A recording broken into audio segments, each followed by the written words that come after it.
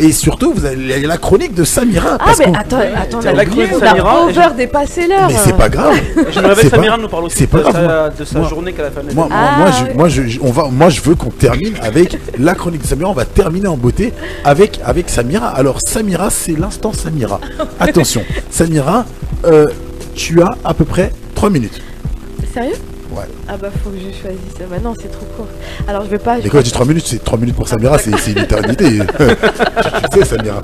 C'est parti pour la minute Samira. Allez, c'est parti. Alors ce soir, petite chronique de Success Story.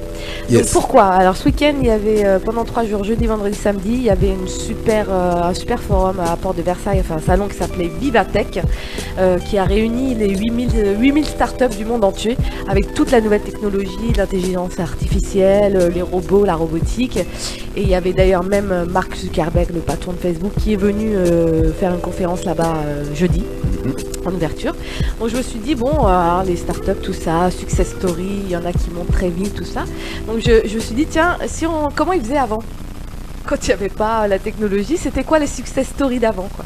Du coup, je suis remontée très très loin au 18e siècle. Et puis j'ai choisi 3 success stories un petit peu surprenantes. D'accord. Et je me suis dit que voilà, j'allais vous les présenter. Alors bah, tu vas montrer la première image, c'est juste pour avoir une idée de... Alors qui est ce personnage? Voilà, c'est qui pour vous lui? Alors lui... Un écrivain anglais.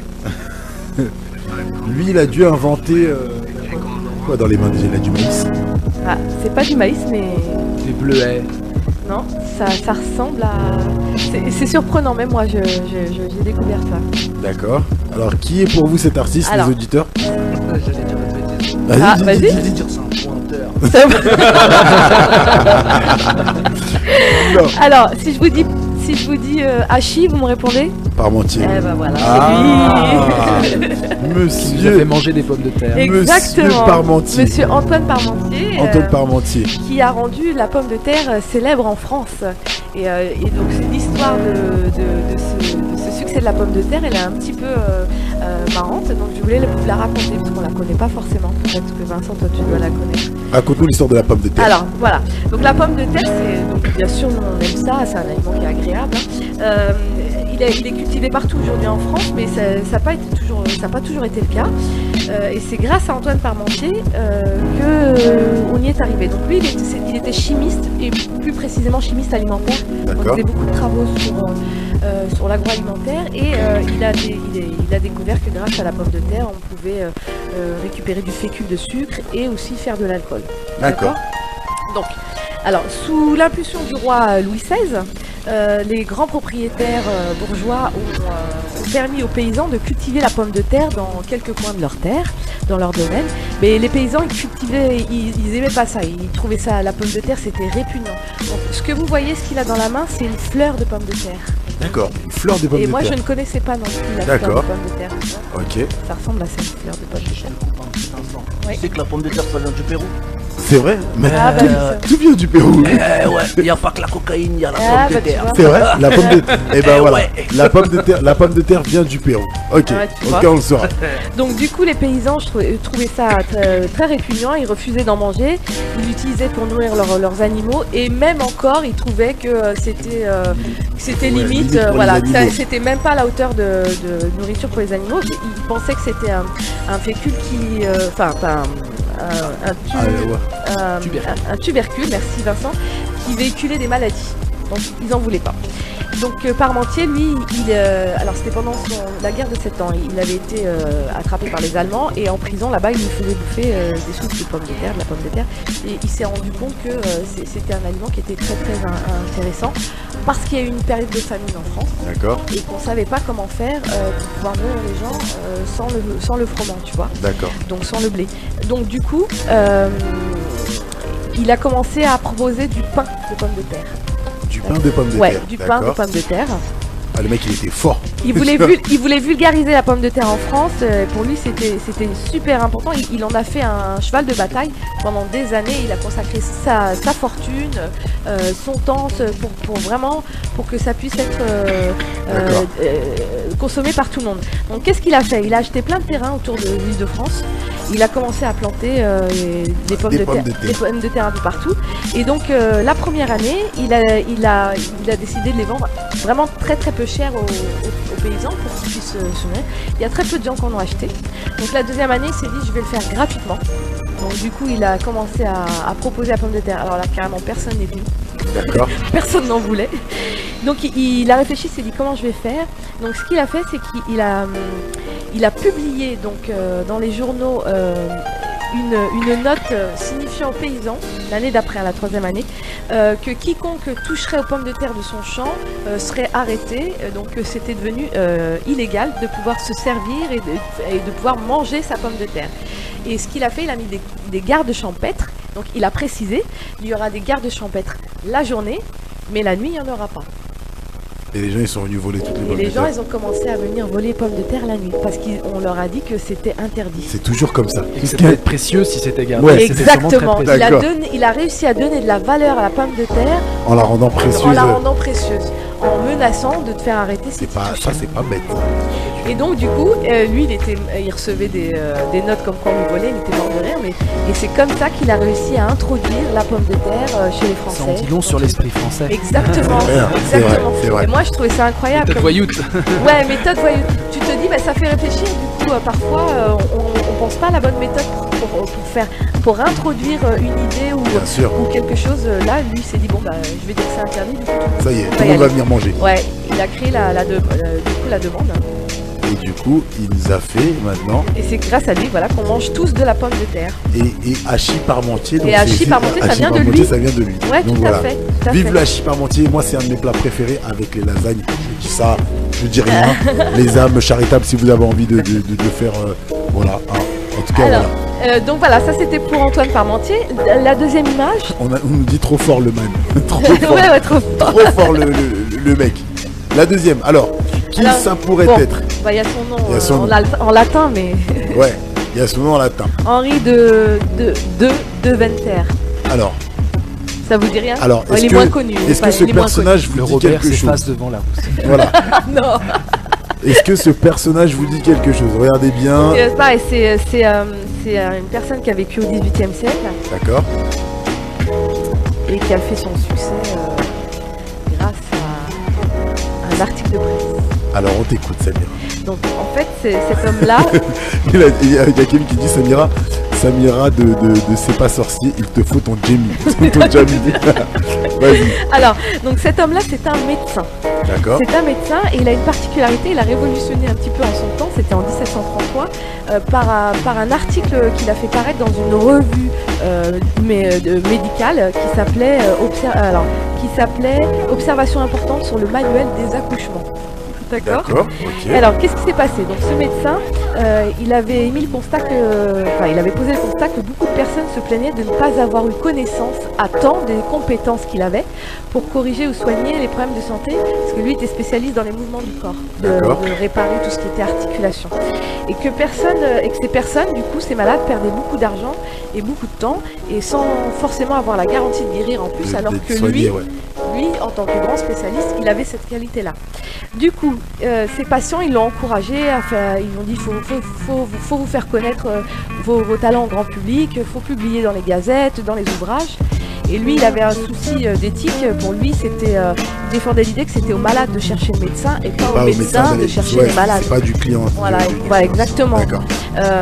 Alors, comme il avait fait aussi le constat que plusieurs personnes semblaient incommodées, faute de savoir à qui elles devaient demander du secours pour leurs maux, il a décidé de publier la liste des opérations dans lesquelles il excellait dans ce journal, justement, afin d'avertir ceux qui ne savent pas à qui ils doivent s'adresser.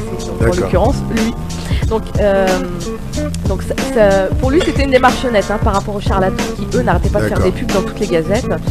Et donc il a publié une liste avec 22 opérations qu'il réalisait et pour lesquelles il était hautement qualifié et la manière dont il se comportait avec ses patients. Et c'est là que c'est intéressant, c'est que ce médecin, il précise qu'avant de commencer un traitement avec un patient, il lui propose de signer un contrat en indiquant les conditions du prix et la garantie de résultat pour lequel il s'engage, et il ne demande le paiement que lorsque la personne est guérie. D'accord. Donc il précise ça dans son article de presse, il convient également du temps de la guérison. Ça veut dire que si le temps s'écoule sans amélioration, le contrat est considéré comme nul et le patient ne paye pas tous les soins. Et si par contre il y a un mieux sensible qui est visible, le patient s'engage à se laisser guérir jusqu'au bout et à payer le médecin à la fin.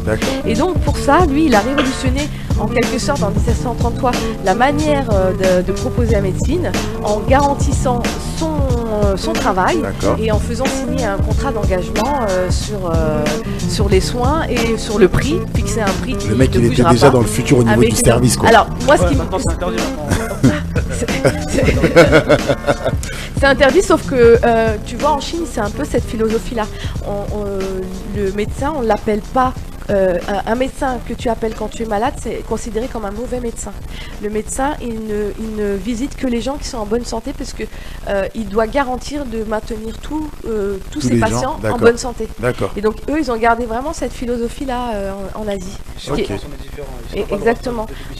T'imagines si tu garantissais, si chaque médecin devait garantir d'être payé seulement s'il arrivait à te guérir. Alors nous, on serait tous malades tout le temps. On mettrait dehors tous les charlatans. Je me sens pas bien. Non, mais du coup, on a beaucoup de. On a ce problème-là aussi par rapport aux médecins, par rapport aux avocats, par rapport aux. Maintenant, même les cigarettes électroniques, on n'a pas le droit de faire de la publicité, tu vois. Donc c'est un peu spécial la France, c'est un peu. Mais même en termes de médecine, je pense que si les médecins avaient cette obligation de résultat, ou en tout cas de prix résultat plus ou moins, d'être payés seulement si. Il y en a beaucoup qui c'est hors de question.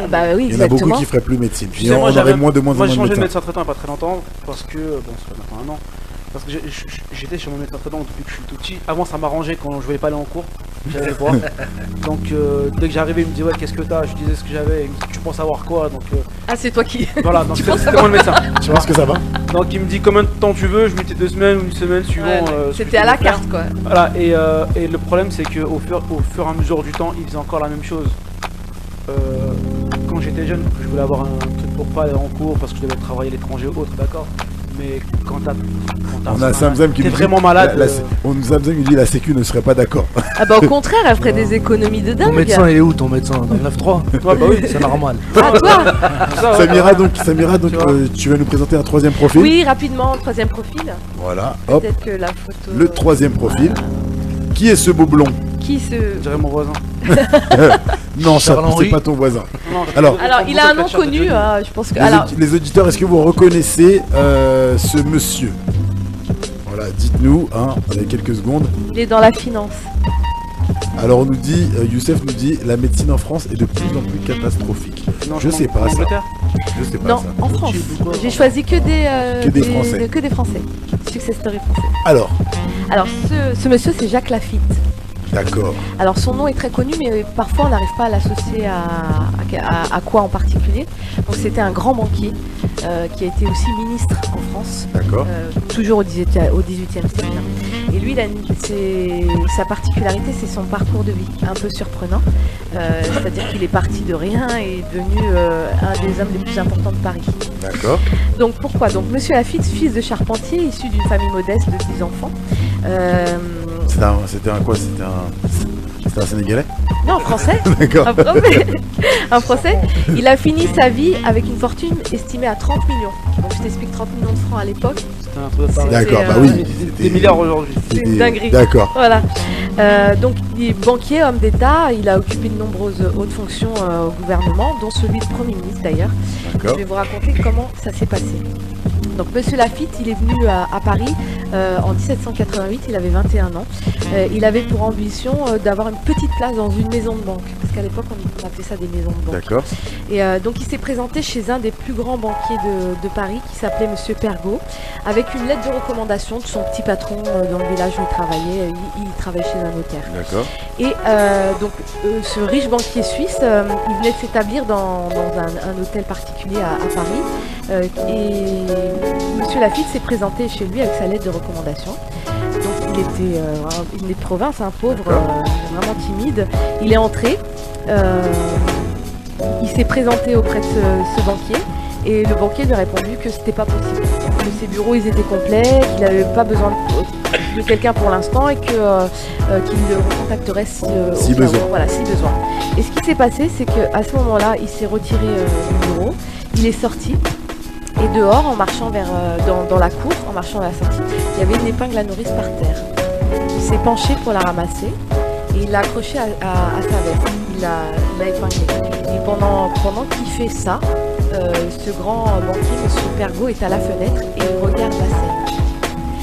Et quand il voit ça, il comprend par ce petit détail toutes les qualités que ce mec peut avoir. Il a que 21 ans, il est tout jeune. Ce qui se passe, c'est que le lendemain, pour lui, c'était une garantie. C'est-à-dire que c'est marrant, le fait qu'il ait ramassé ces petits détails, c'est-à-dire qu'il a eu cette attention d'une petite épingle par terre et qu'il a pris le soin de la ramasser et de l'accrocher, pour M. Pergaud, grand financier, ça voulait dire plein de choses. Pour lui, ça voulait dire qu'il y avait de l'ordre, que c'était un gage de qualité, de bon financier. Tout ça pour avoir ramassé des épingles. Exactement. Je vais ramasser plus de trucs dans la rue, moi. Et que du coup, il mériterait... que du coup, il pouvait mériter sa confiance. Du coup, le lendemain, il l'a fait appeler et il l'a embauché. Il a commencé il tenait les comptes, les livres de comptes, enfin un peu tout. Et au fur et à mesure, il est monté jusqu'à devenir associé.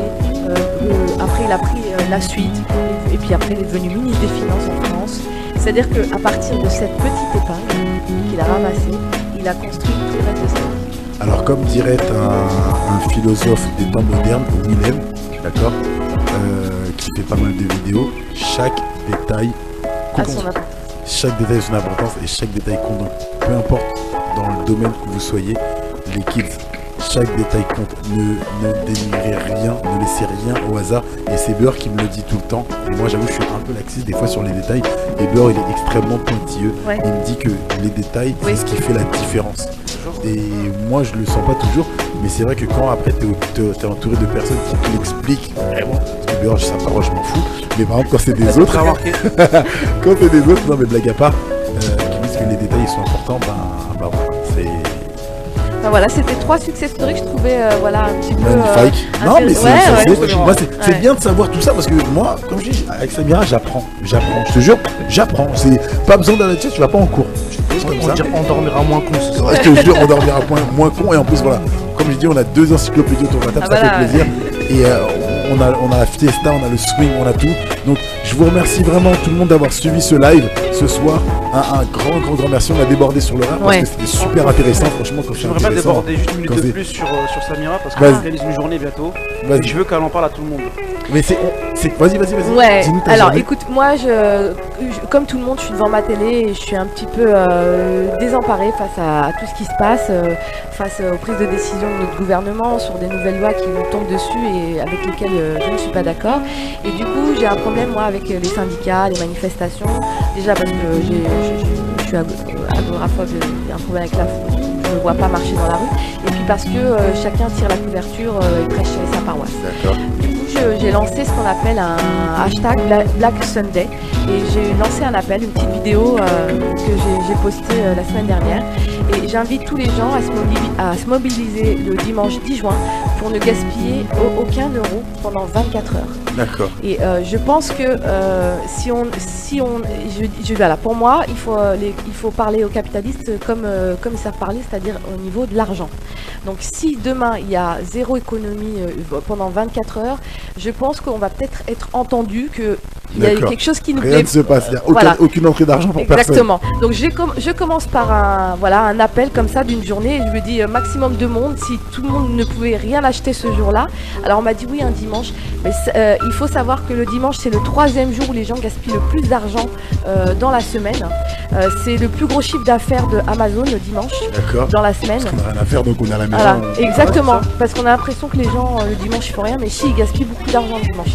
Donc et puis voilà. Si petit à petit ça pouvait faire le tour, circuler, donc il y a un groupe, il y a un groupe hashtag Black Sunday. Ça ne demande rien, je suis dit, pas de parti politique, pas d'association, pas de syndicat, tout le monde peut participer sans forcément se sentir obligé de se mobiliser dans la rue. Il suffit juste de ne pas sortir son portefeuille ce jour-là et ça a un impact fort. D'accord, voilà. En tout cas voilà. Merci le pour message est passé, merci tout le monde. On va laisser le mot de la fin pour nos artistes avant de passer à